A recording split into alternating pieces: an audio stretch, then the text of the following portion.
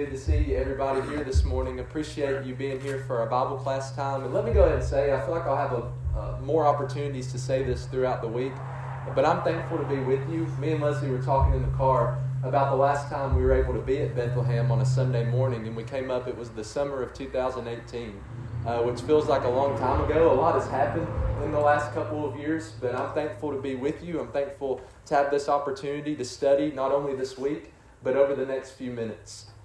This is neat out here. It was interesting to see how many people have been a part of a tent meeting. I've never been a part of a tent meeting. My first tent meeting, I get to stand up and speak, so I consider that to be a blessing. Appreciate the men and their creativity. You know, with the coronavirus and everything going on, we weren't really sure about what to do about the meeting. I guess it was maybe a few months ago where we were going to cancel it, reschedule it, move it. But then they came up with this idea. And I think that it's awesome. God has blessed us with some beautiful weather today and a great time to study. So as we begin our Bible class here over the next few minutes, I want us to reflect for just a minute. And I would like to hear your thoughts on this question before I share my thoughts. What are some of the struggles that we're experiencing in our world today? Let me just throw out a disclaimer before we think about this question. We're not just reflecting on these things for the sake of reflecting on these things.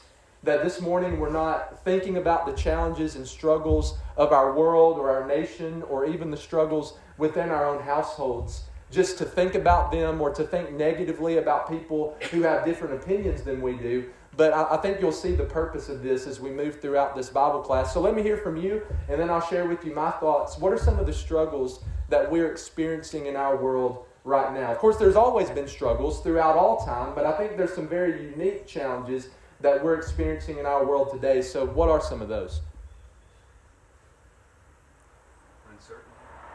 Uncertainty, good, absolutely. Materialism, that's one of those that's always been around, hasn't it? Absolutely. Division, for a number of different reasons, good. Lack of respect, wow, absolutely. Any other thoughts? Pretty good list. Let me share with you my list, some of the things that I think about when I think about the struggles in our world today. Of course, the first thing that comes to my mind is the coronavirus, right? The coronavirus has impacted our lives in a number of different ways. We've been dealing with it now for 7 or 8 months now that we've been dealing with this pandemic. What are some of the ways that the coronavirus has impacted us? Worship. Yeah, that's the first thing that comes to mind, isn't it?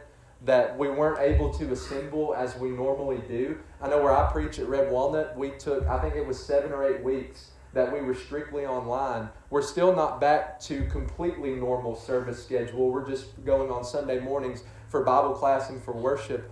So we're not completely back to normal yet. I know that until now, I don't think you guys were completely back to normal yet either. We weren't meeting on Sunday nights. And so it's impacted our worship, being able to come together and worship God, encourage one another. One of the most important hours of the week is the hour that we get to spend in worship to God. And as a result of the virus, we weren't able to partake in that. How else has it impacted us? I think about just the ways that we interact with each other, right? There's not a lot of handshaking going on. Maybe there's some elbow bumping. There's not able to give hugs like you normally would.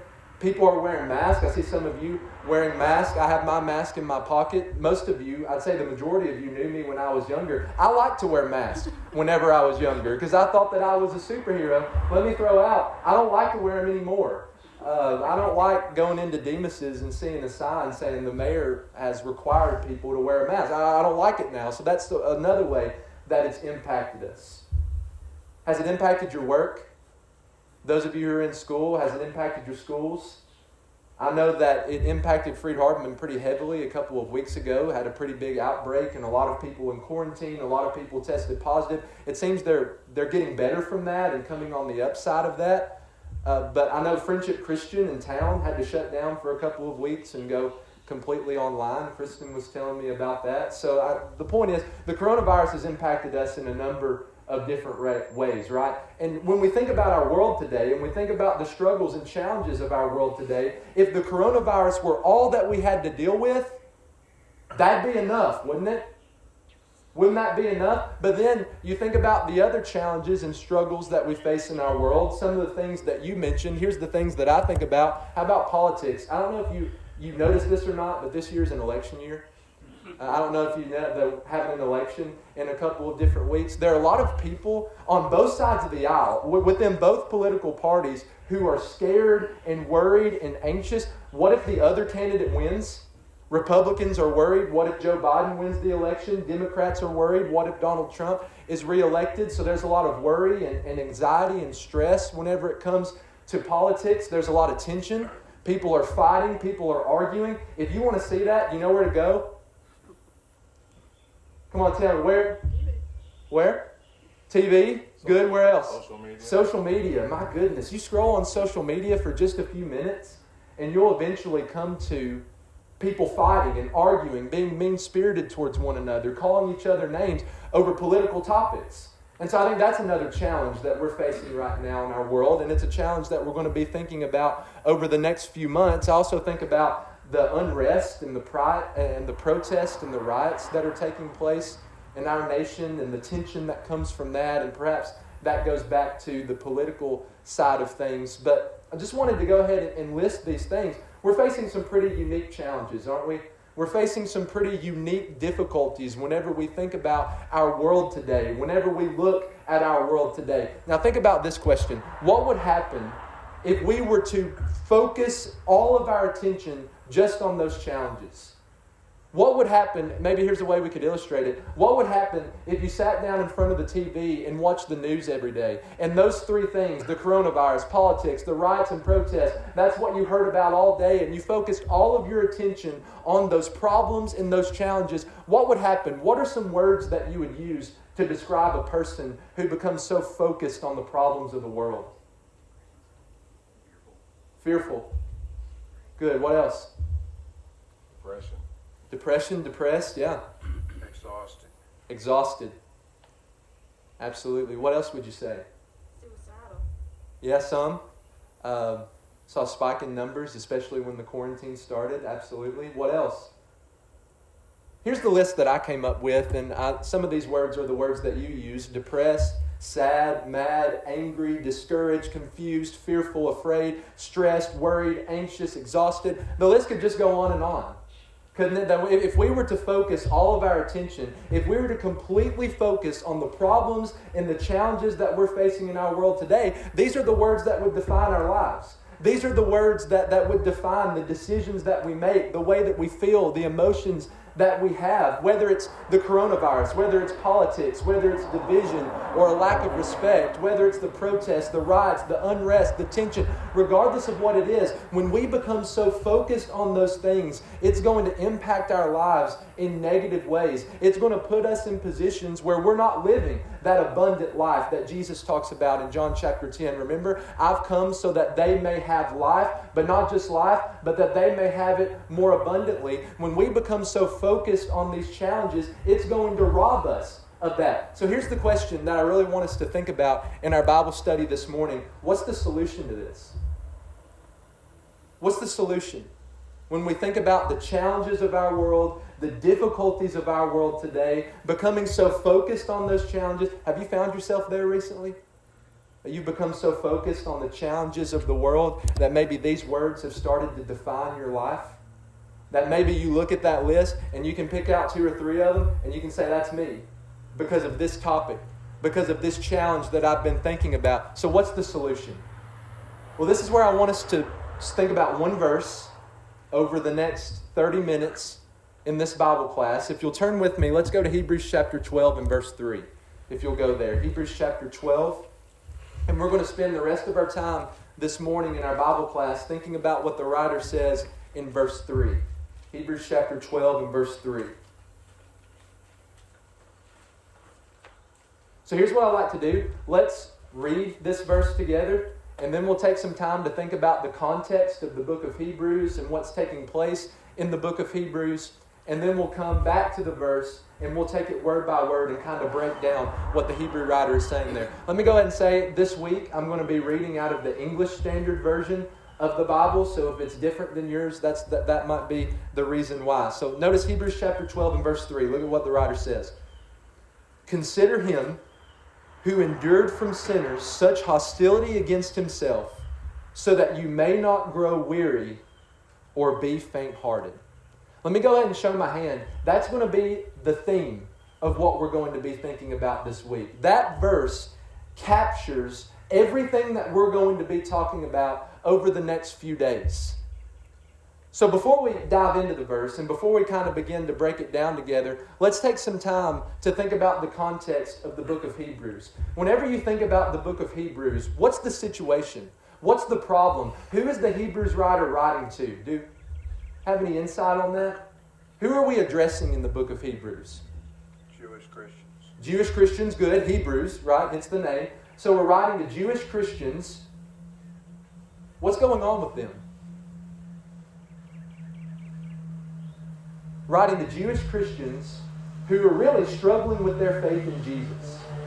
That it seems that the writer is writing to Christians who are struggling with their faith. They're being tempted to go back to the Old Testament law. They're being tempted to go back to the law of Moses and hence forsake Jesus, to leave Jesus and to go back to the Old Testament law. And so I think whenever you read the book of Hebrews, whenever you study the book of Hebrews, this is the idea that the Hebrew writer keeps coming back to. It's a phrase, it's a word that he mentions over 15 times throughout the 13 chapters, that as these Jewish Christians are struggling with their faith, struggling with going back to the Old Testament law and leaving Jesus, here's the point of the book. Jesus is better.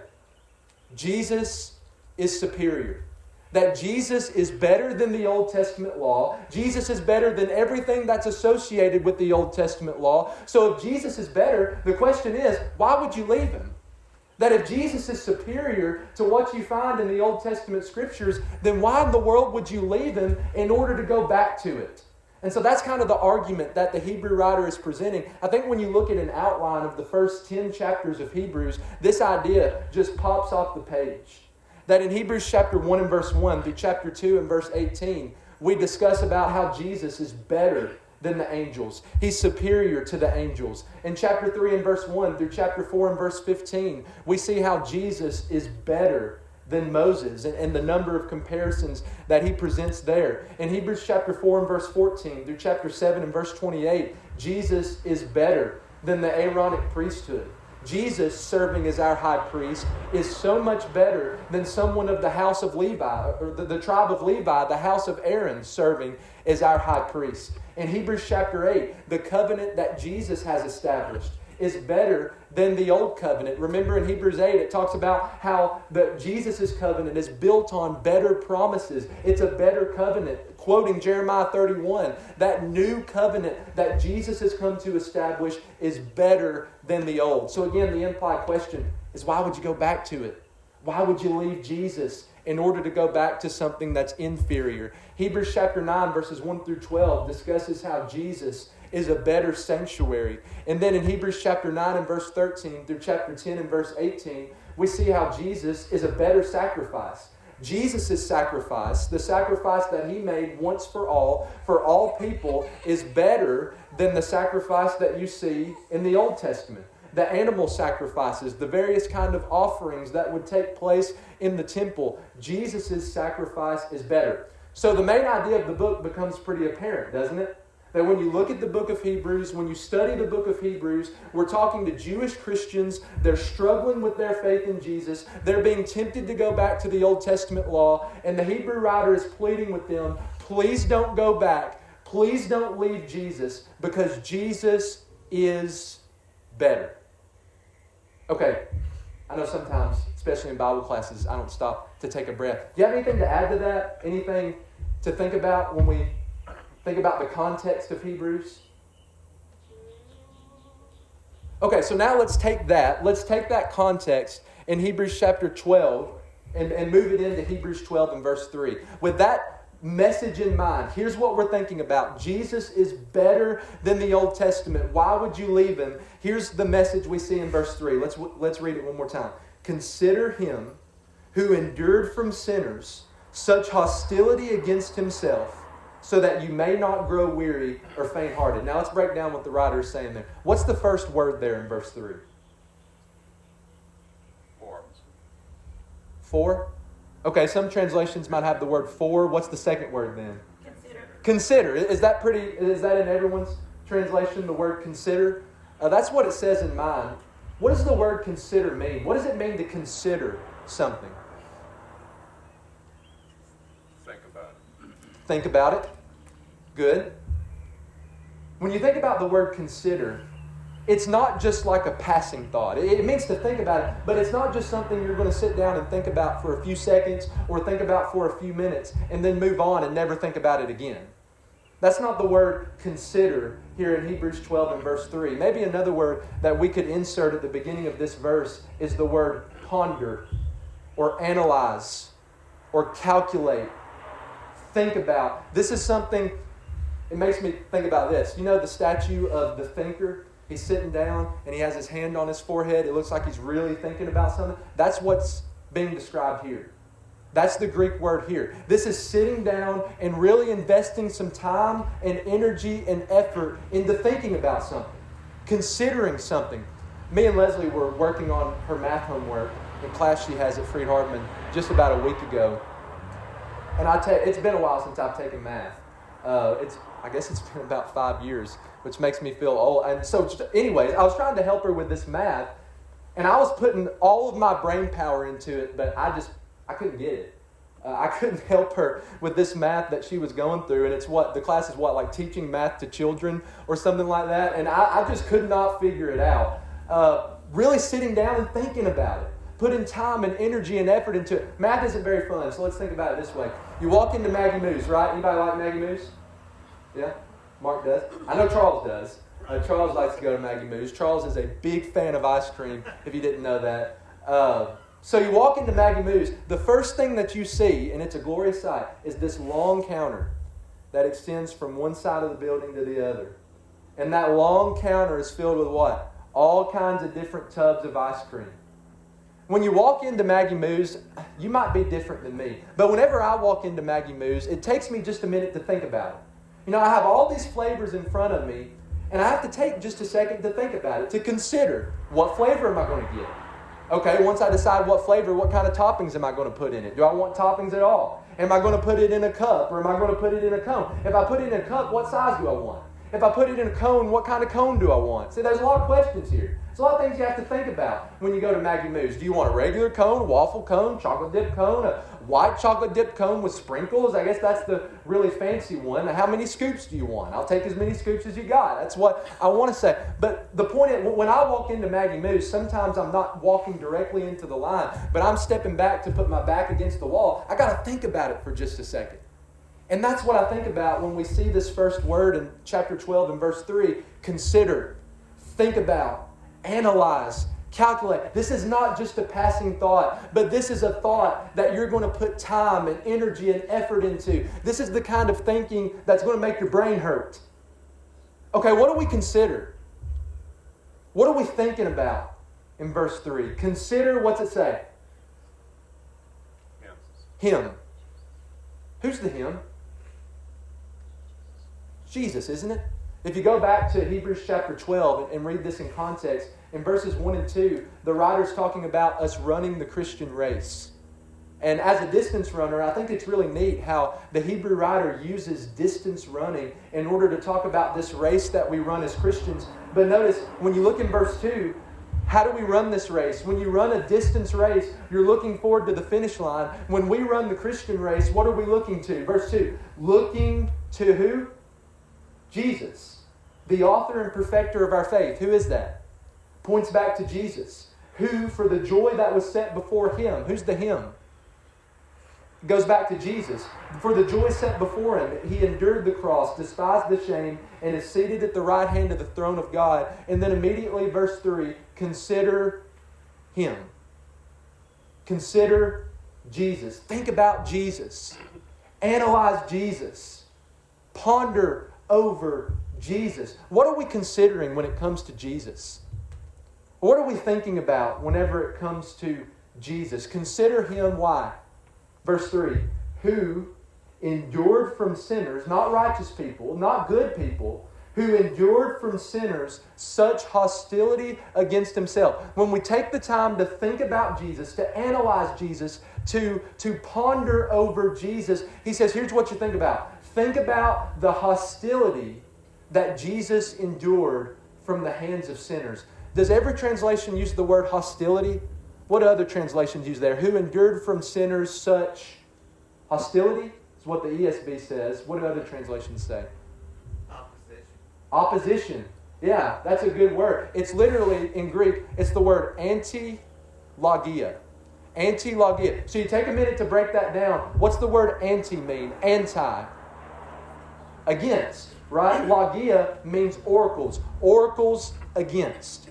Words against. Speaking against. I think that hostility is a good word. Opposition is a good word. He says, think about the hostility and the opposition that Jesus endured. Think about the words that were spoken against him. The oracles that were spoken against him. Let me give you just a few examples of that. And we'll put these up on the screen. The first one coming from Matthew chapter 12, verses 22 through 24. Let me just say, this is not in the last week of Jesus' life. Jesus is not even in the region of Judea. He's not in Jerusalem. At this point, he's in Galilee. This is in the middle of his ministry in the region of Galilee. So notice what happens. That a demon-oppressed man who was blind and mute was brought to him, and he healed him so that the man spoke and saw. And all the people were amazed and said, "Can this be the Son of David?" The Son of David was a synonymous term with the Messiah. The Messiah that they were looking for, the Christ that was prophesied about in the Old Testament. It probably finds its roots in 2 Samuel chapter 7. Remember how God promises David, you'll always have someone from your lineage sitting on your throne, that I'm going to establish through you a kingdom that lasts forever. Initially fulfilled in Solomon, but I think ultimately fulfilled in Jesus. That they were looking, as they're being ruled over by the Romans, as the Romans are ruling over the Jews at this time, they're looking for that prophesied Messiah. They're looking for the Son of David to come and reign, to sit on David's throne. And so the people are questioning, could this be the Son of David? But we have another response here. When the Pharisees heard it, they said, it is only by Beelzebul, the prince of demons, that this man cast out demons. Can you see the hostility there? Can you see the opposition? That the Pharisees could not deny the fact that the miracle took place. And so because they couldn't deny that the miracle took place, what did they have to do? They had to dispute the source of the miracle. The source of the power for Jesus to perform this miracle. And so, hey, this man, he just performed a miracle. That miracle couldn't have been from God. And so it must have been from Satan. Can you see the opposition? The hostility, the oracles that are spoken against Jesus? Hey, he performed a miracle. He casted out a demon. But he did it by the power of the prince of demons. Here, as we get closer to the end of Jesus' life, Jesus is in Judea in Matthew chapter 27. He's just been condemned by Pontius Pilate. He's been handed over to be crucified.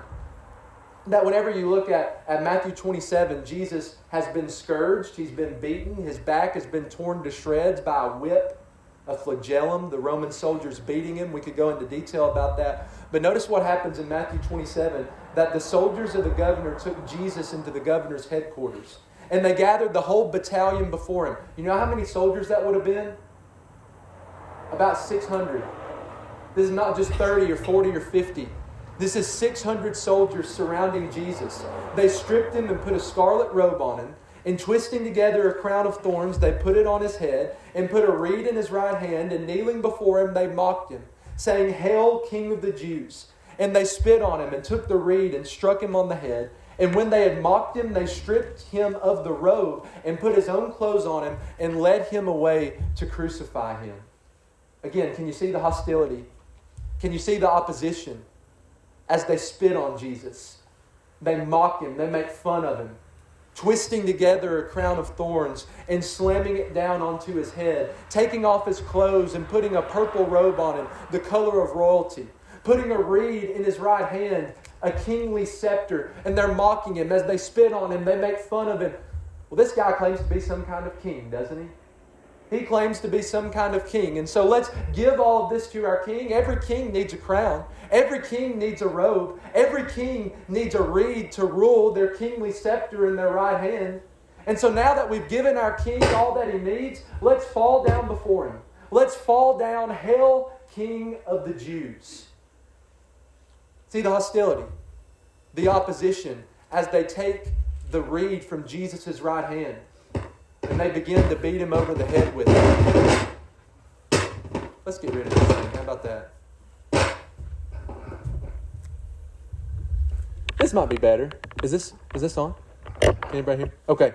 Well, this might be better. Let's do this. And so you think about as they take the reed out of Jesus' right hand, they begin to hit him over the head with it. What would that have done? Why did they do that? Isn't that where the crown of thorns was located? The crown of thorns was around his head. And so as they beat him over the head with the reed, it only drives those thorns deeper and deeper into his scalp, causing him to bleed more profusely and to feel that much more pain. You can see the hostility. You can see the opposition, can't you? And then we continue just a few verses later to the crucifixion. In Matthew chapter 27 and beginning in verse 39, watch what happened as Jesus was hanging on the cross, and those who passed by derided him, wagging their heads and saying, "You who would destroy the temple, rebuild it in 3 days, save yourself. If you're the Son of God, come down from the cross." So also the chief priests with the scribes and elders mocked him, saying, "He saved others, but he cannot save himself. He's the King of Israel. Let him come down now from the cross, and we will believe in him. He trusts in God. Let God deliver him now, if he desires him.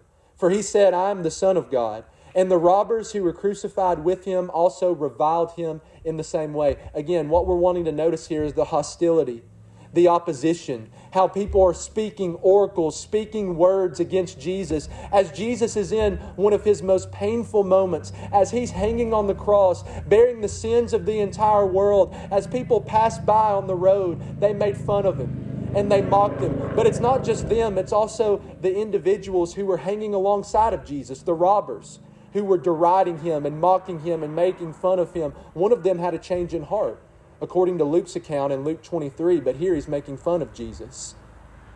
Consider him. Hebrews 12 and verse 3. Let's go back here. Consider him. Think about Jesus. Analyze Jesus. Ponder over Jesus. Well, what are we thinking about? Who endured from sinners such hostility against himself. Think about the opposition. Think about the hostility that Jesus went through and how people spoke oracles against him. How did Jesus respond to it? What does the text say? The ESV says he endured it. Maybe other translations use the word patience or the word persevere. It's the Greek word hupomeno, to remain under the weight of something. It's almost the picture of, you can picture having a rock, trying to hold a rock above your head. Instead of being crushed down underneath the weight of the rock, you're bearing underneath it. You're remaining underneath it. That's the picture of this word endurance. Whenever you look at it in Greek, to remain under. When Jesus went through this hostility, he didn't fall down under the pressure. He didn't allow it to discourage him. He didn't allow it to crush him. Instead, he endured it. He remained underneath it. And so here's the message that we see. Here's the message that the Hebrew writer writes to struggling Christians, Christians who are struggling in their faith. You need to think about Jesus. You need to consider Jesus. You need to consider the hostility that he went through, how he endured all of this opposition. Now here's the question. What's the purpose? Why do we think about Jesus? What's the result of considering Jesus and all of the hostility that he went through? Look again at verse 3. Look at the end of the verse. So that, here's the purpose. Here's the result of thinking about Jesus. So that you may, number one, not grow weary. The idea, when you think about Jesus and you think about all the hostility that he went through, you won't grow weary. You won't grow tired. When you look at the challenges of our world today, when you think about all the difficulties of our world today that we started this lesson thinking about, is that enough to make you weary? Is that enough to make you tired? Whenever you think about all the challenges that we see in our world today, I know it is for me. What happens when you think about Jesus? What happens when you consider Jesus and all the hostility that He went through? The Hebrew writer says you won't grow weary. You won't grow tired. That when I take the time to think about Jesus, it's not just going to remain in my mind, but it's going to work its way out through my actions. That when I think about how Jesus endured hostility, and then I look at the challenges of my life, what am I going to do? I'm going to endure it. I'm going to remain underneath the weight of it. I'm going to persevere. I'm going to remain patient. And number one, he says, when you think about Jesus, you don't grow weary, you don't grow tired. And then look at the second reason, so that you may not grow faint-hearted. I think other translations use the word discouraged, or so that you won't be discouraged, so that you won't quit. So that it's the idea, so that you won't throw in the towel. When you think about the challenges of our world, and you think about the difficulties, the unique difficulties that we're experiencing today, whether it be political, whether it be related to the coronavirus, whatever it might be, is that enough to make you want to quit? Is that enough to make you faint-hearted? Is that enough to make you want to give up? What happens when you think about Jesus? What happens when you consider Jesus? The Hebrew writer says when you take the time to think about Jesus and all of the hostility that He went through, you won't be faint-hearted. You won't want to quit. You won't want to give up. You won't be discouraged. That when I think about Jesus and all of the hostility that He went through, it encourages me to endure. It encourages me to continue to push, to not give up, but to continue to push forward. See, this is what we're talking about this week.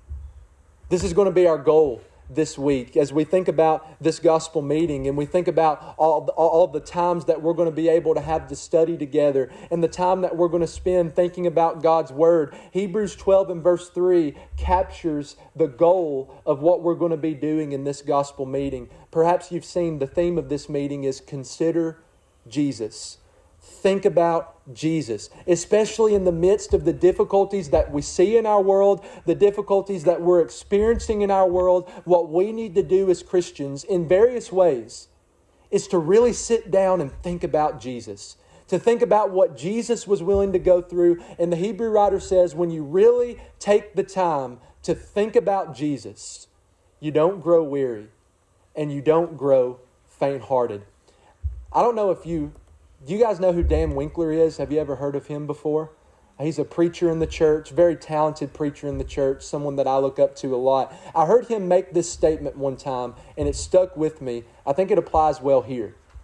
That if you look to the world, you'll be distressed. But if you look to Jesus, you'll be at rest. Isn't that what we've been saying over the last few minutes? That if you look to the world, and you become so focused on the world, and you place all of your attention on the challenges and the difficulties that we're encountering in our nation and in our world today, what happens? You become distressed. You become discouraged. You become tired. You want to give up. You want to quit. Think about the world and you'll be distressed. But then on the other hand, here's what we want to do this week. We want to think about Jesus so that we can be at rest. Hebrews 12 and verse 3, when we think about Jesus, when we consider Jesus, we won't grow weary. We won't grow faint-hearted. We won't grow tired. We won't quit. We won't give up. Jesus endured. And so when I think about Him, that's what I'm going to do as well. Look to the world and you'll be distressed. But look to Jesus and you'll be at rest. That is our only goal this week. We want to look to Jesus in various ways so that we can be at rest. Do you have anything we want to add to that? Before we close, I want to just introduce the ways that we're going to consider Jesus throughout this week. But is there anything you want to mention before we introduce these later lessons? Okay, well, as we consider Jesus and as we do our best to fulfill what Hebrews chapter 12 and verse 3 is telling us to do, here's the various ideas that we're going to think about. The various ways that we're going to think about Jesus. The various ways that we're going to consider Jesus. That this morning, I look forward to worshiping together, don't you? That as we worship together this morning, we're going to spend some time considering Jesus in the storms of life. Are you going through difficulty right now?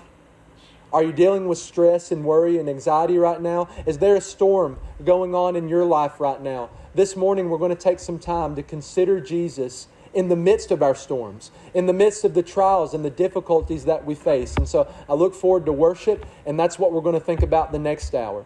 Whenever we come back together tonight, which I hope that you'll take the opportunity to be back with us tonight. I hope that you'll also bring somebody with you. Tonight we're going to consider Jesus whenever we look at ourselves. As we go throughout life, we're not oftentimes asked to reflect on ourselves, to reflect on our own lives. But that's going to be our goal tonight. That as we consider Jesus, we're going to consider ourselves, to consider where we are, and to consider what Jesus was willing to do for us. So that's what we'll think about as we study together tonight. When we come together on Monday evening, we're going to take some time to consider what Jesus says in Revelation chapter 3, verses 14 through 22, to consider Jesus when I'm lukewarm, to consider Jesus when my faith is not where it needs to be. What does your faith look like right now? How strong is your faith right now? Are you on fire for Jesus? I hope that you are. Is your faith cold? Are you totally turned off from Jesus? I'd say if we're being honest with ourselves, most of us fall somewhere in the middle of that.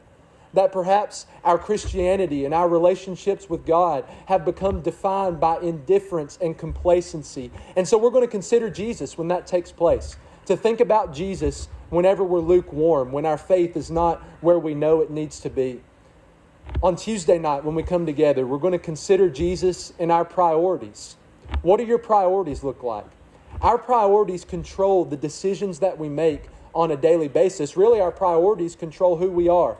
I don't know about you, but whenever I wake up in the morning, I have a list of things in my mind. Maybe some of you actually write it down. Here's what I need to accomplish today. Here's my priorities today. And that's what I do. That's what I do first. And then if I have time left over, I'll work on anything else. What should our priorities look like as Christians? Whenever we consider Jesus, how does He define our priorities? How does He shape our priorities? That'll be Tuesday night from Luke chapter 15, a very well-known chapter. And then as we close out the meeting and on Wednesday night in Luke chapter 13, we're going to consider Jesus in what could have been. Have you ever been in a situation where you thought back on your past and you wondered, what would my life be like if I wouldn't have made this one choice? Think about what could have been if I wouldn't have done this. I don't know if we have any Aerosmith fans here this morning. I know we have at least one right there. But Aerosmith has a song called What Could Have Been Love. And it's basically this idea of, well, what if we wouldn't have broken up? What if we wouldn't have given up on this relationship? What if we would have continued in it? What would our lives be like? It's a good song. Hey, maybe you should go listen to it. Aerosmith didn't pay me to say that or anything like that. But as we think about Jesus on Wednesday night, we're going to think about what could have been. And when it comes to our relationships with Him, coming from Luke chapter 13, verses 31 through 35. So let's remember our goal. My main interest this morning in our Bible class was to present what we're going to be talking about over the next few days. And this is going to be our main theme. This is going to be our main idea. Consider Him who endured from sinners such hostility against Himself, so that you don't grow weary or faint-hearted. Thanks again for being here. Thanks for your comments and questions. Do we have anything else that we want to mention before we close out? Okay, well, if not, I look forward to worship in just a few minutes. Thanks for being here.